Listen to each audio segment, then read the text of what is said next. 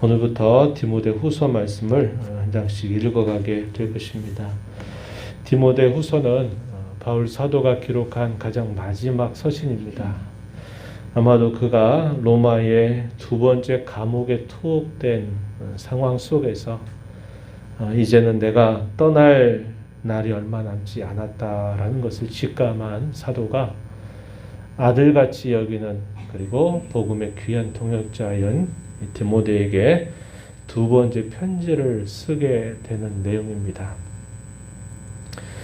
디모데 전서의 경우에는 아마도 마게도냐 지역에 네 번째 복음 전도를 하고 있는 중에 기록한 것이지만, 이 디모데 후서는 복음을 전하면서 또다시 대적자들에 의해서 고소를 당해서 그가 이제 로마의 감옥에 2차 투옥이 된 상태에 있을 때 쓴 편지로 알려져 있습니다.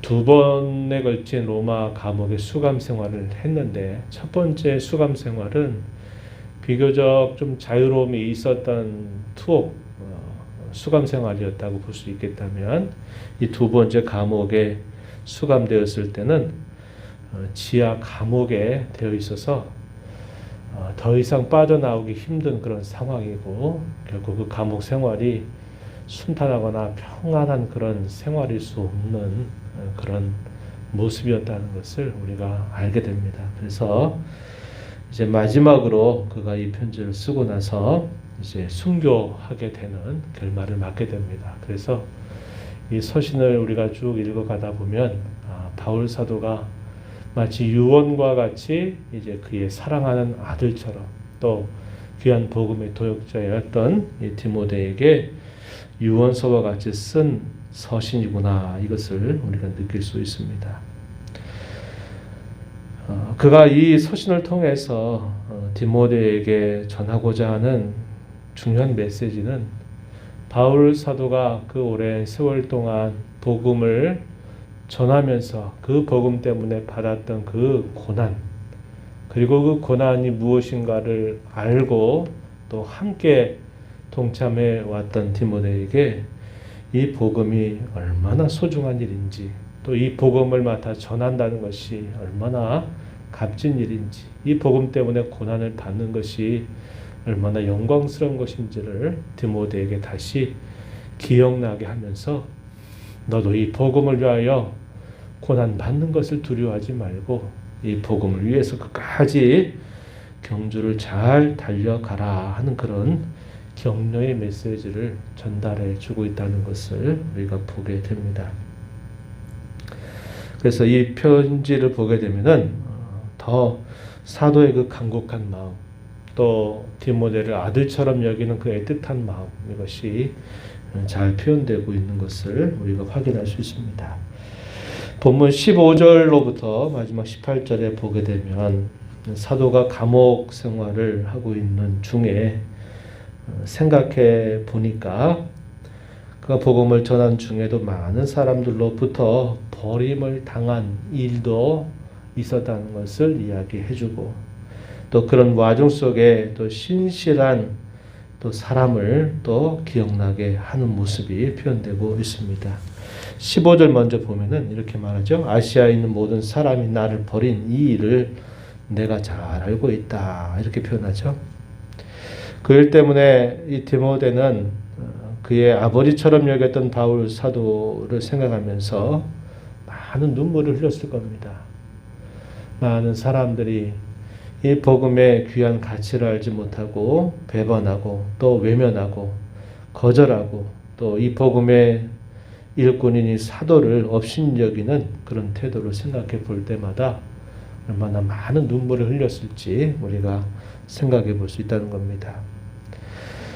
우리가 읽은 말씀 4절 가서 보면은 그렇게 말하죠. 내 눈물을 생각하여 너 보기를 원한다. 디모데가 많은 안타까운 눈물을 사도를 위해서, 또 그의 주님의 몸된 교회를 위해서 흘렸던 모습을 우리가 떠올려 주죠.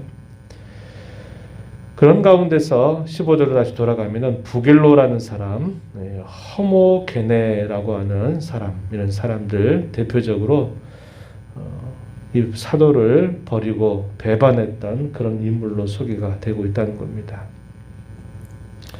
이렇게 한편으로는 버림받는 그런 처지를 그가 경험한 바가 있고, 그러나 또 한편으로는 신실한 사람, 오네시보로라고 하는 사람을 소개하기도 합니다.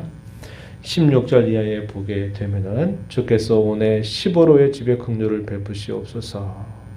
그가 사도 자신을 자주 격려해 주고, 사도가 사슬에 매인 것, 감옥 생활 중에 있을 때 사도를 부끄러워하지 않고 부지런히 사도를 찾아서 방문하고 그를 격려하였던 그 손길을 기억하고 있습니다. 그러면서 하나님께서 이 오네시보로에게 긍휼과 은혜를 베풀어 달라라고 하는 기도하는 그런 내용들까지 표현되고 있습니다. 사도가 로마에 있을 때에도 그러하고 그가 에베소 지역에 있을 때에도 이 오네시보로의 경우는 복음과 함께 끝까지 함께하는 그런 모습을 베풀었던 것을 잘 소개해주고 있습니다.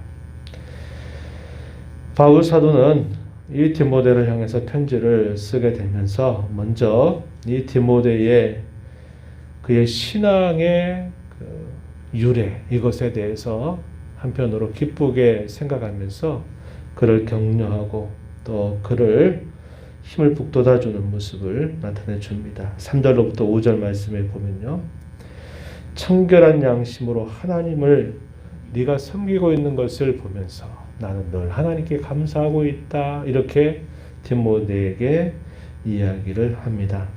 청결한 양심으로 하나님을 섬긴다, 이런 표현을 했어요. 또 5절 가서 보면은 거짓이 없는 믿음을 내가 생각한다. 그런데 이 믿음이 어떤 믿음인가? 대를 이어서 하나님을 거짓 없이 섬겨왔던 신앙의 계대를 잇고 있다라는 것을 사도가 디모데에게 이야기해 줍니다. 외조모인 로이스로부터, 그리고 디모데의 어머니인 유니게로부터 거짓이 없는 아주 순수하고 깨끗한 신앙, 믿음을 내가 가지고 있다.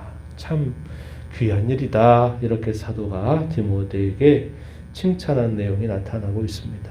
그래서 사도는 자신의 처지가 대단히 열악하고 힘겨운 상황에 있지만은 디모데를 생각하면서 하나님께 감사를 드리고 있다. 내가 너를 꼭 정말 보고 싶은 마음이 간절하다라는 표현들을 하고 있습니다. 어려운 시대를 만날수록 어둠이 짙어갈수록 빛을 발하는 참 신앙의 모습은 바로 이런 자세입니다.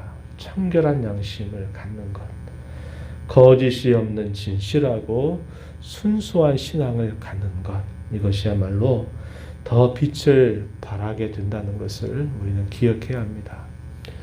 우리가 공경이나 고난과 어려움의 시대를 살아가게 될 때 더 우리를 빛나게 하는 신앙의 자세가 바로 이러한 자세에 있다는 겁니다. 더러울수록 어둠이 짙어질수록 우리의 양심이 하나님 앞에 더 청결해지겠고 우리의 신앙이 더 진실한 신앙이 된다면 그 어두움을 뚫고 나갈 수 있는 힘을 우리가 드러낼 수가 있게 된다는 것입니다. 그래서 사도는 참 어려운 그런 시대 가운데서 이 디모데의 이 청결한 양심, 거짓이 없는 이 신앙, 믿음에 대해서 칭찬하면서 격려를 해주고요. 디모데를 향해서 권고하는 중요한 핵심적인 말은 이 복음에 대한 확신을 갖고 이 복음이 얼마나 소중한가, 얼마나 귀한 일인가 하는 것을 확신하면서 복음과 함께 고난을 받는 것에 대해서 두려워하지 말고 이 일들을 잘 감당하도록 해라, 이렇게 권면을 해주게 됩니다. 먼저는 바울 사도가 디모데에게 하나님께서 그를 복음의 일꾼으로 세우실 때 그에게 주셨던 은사를 기억하게 합니다. 그리고 그가 받은 그 사명이 무엇인가를 북돋아 주게 되는데요. 6절 가서 보면 이렇게 말합니다. 그러므로 내가 나의 안수함으로 내 속에 있는 하나님의 은사를 다시 부릴 듯 하게 하기 위하여 너로 생각하게 한다. 그가 복음의 일꾼으로 세움 받을 때 그 복음의 일꾼으로 세워진 일, 직분을 받게 된 일, 그리고 그 직분과 함께 하나님께서 에게 베푸신 은사, 또 그가 받은 그 사명, 그것을 다시 불듯하게 하기를 원한다, 이렇게 말합니다. 그러면서 하나님께서 디모데에게 그리고 사도 자신에게 주신 것은 두려워하는 마음을 갖는 게 아니다. 7절에 보면 오직 능력과 사랑과 절제하는 마음이다, 이렇게 이야기합니다. 두려워하거나 또 떨거나 하지 말아라.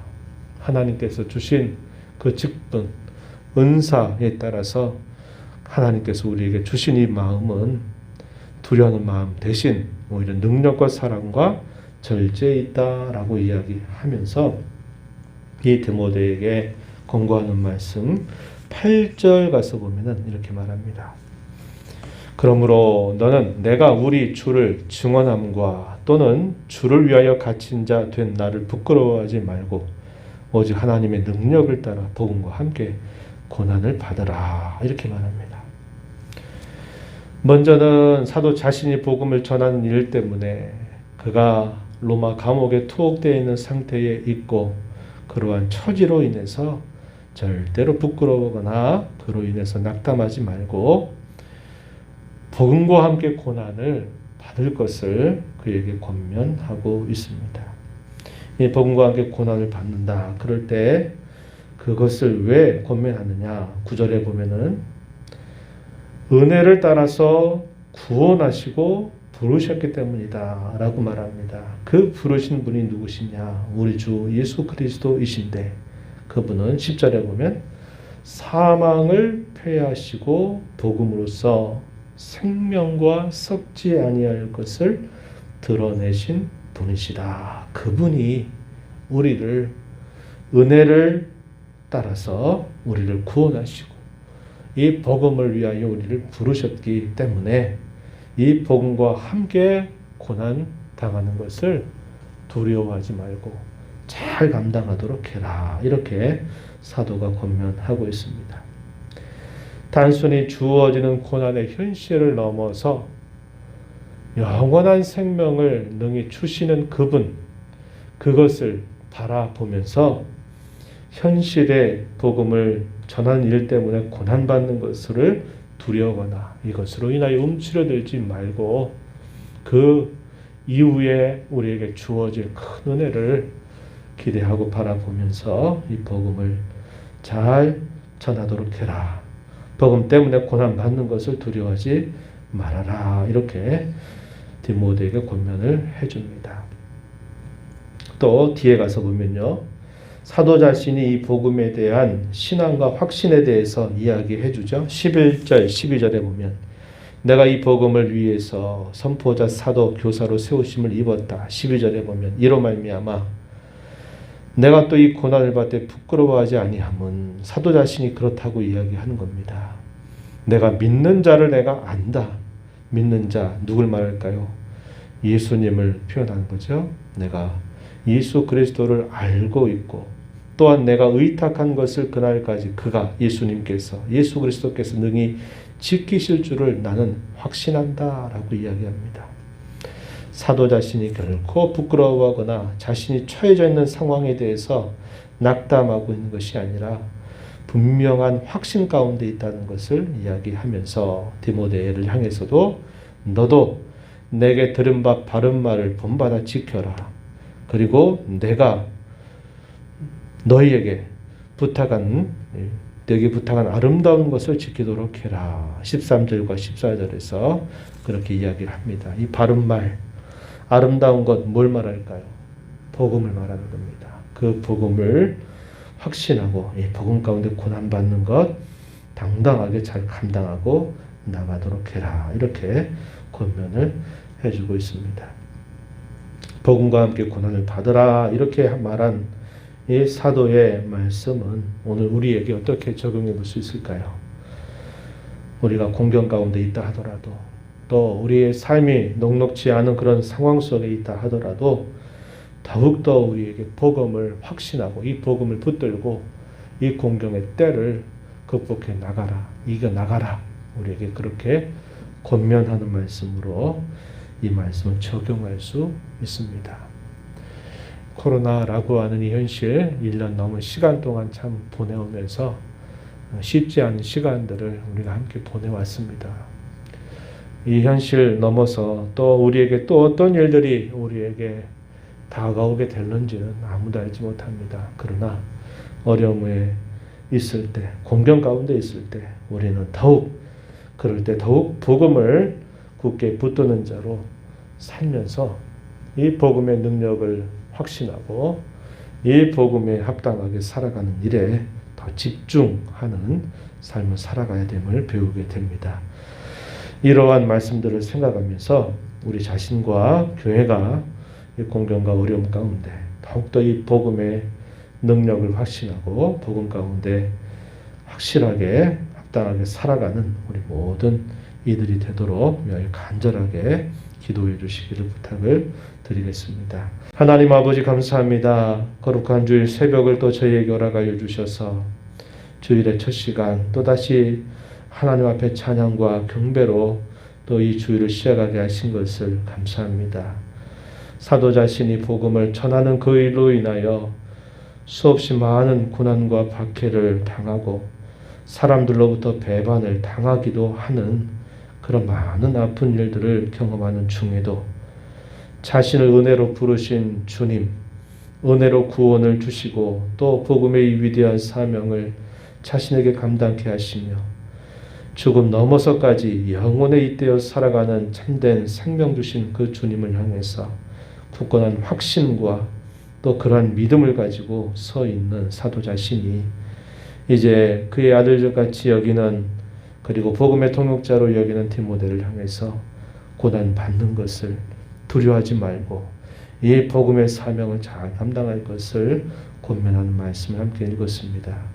공경의 때를 살아갈수록 저희들에게 더욱더 이 복음을 굳게 붙드는 믿음을 갖게 하시고 이 믿음에 굳게 서서 어떤 현실 속에서도 굴하지 않는 그런 신앙의 걸음을 잘 걸어가는 저희 자신과 교회가 되도록 인도해 주시기를 간절히 바랍니다.